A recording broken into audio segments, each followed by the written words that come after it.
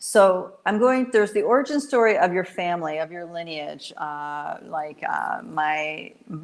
dad's side of the family comes from Eastern Europe and Russia. My mom's side of the family comes from England or Scotland, England and Ireland. You know what I mean? There's this lineage story like that. And then you can look at the history of what those different nations went through and why the immigration happened and all this stuff, which of course, in my family, they were all running from war, persecution, and murder. Especially my father's side of the family from the Eastern Bloc. It's like, my grandmother was actually sold into slavery so she could survive. She was brought to this country as an indentured servant. As a 12-year-old, 11, 12 years old. So it's like the family story history is pretty intense there. We all have our own versions. Most of the time, a group of people do not upheave their life and go into the unknown for little reasons. They're usually really big reasons having to do with life or death. That's usually, so you can look at United States as a landing place for the refugees, the war refugees of this planet. Lots and lots of people come for that reason. Other people, I guess there are other reasons, but in the beginning, when you face possible death coming over here, that was more attractive than staying where you're at. You know what I mean? Okay, so that's the human lineage story. But we also have the whole human family story.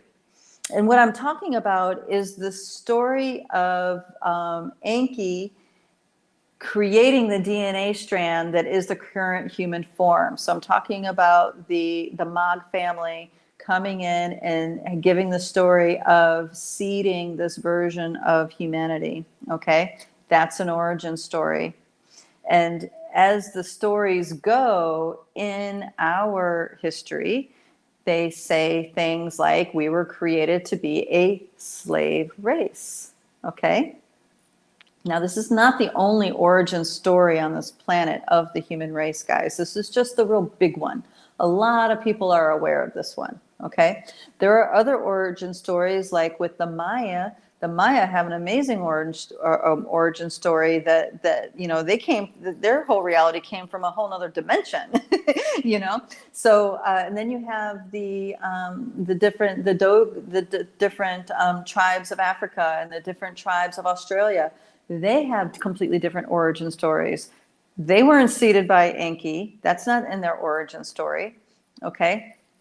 So the reason why I'm bringing this up is because our origin story, even though it might seem like it's just a story, it heavily influences us in how we are in relationship to things. Okay, it actually has a really strong impact on our perspective of things. Okay, so for example, I say something about the Anunnaki. Is your first thought flowers and butterflies and unicorns and rainbows? For a few people it is. For most people, no, it is the origin story of they came and came and dominated this planet, right?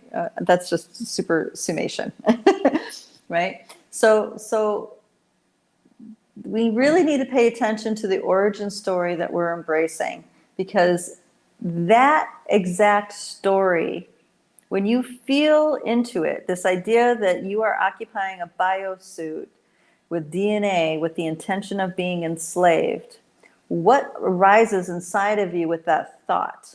What's the feeling that comes with that thought? Okay.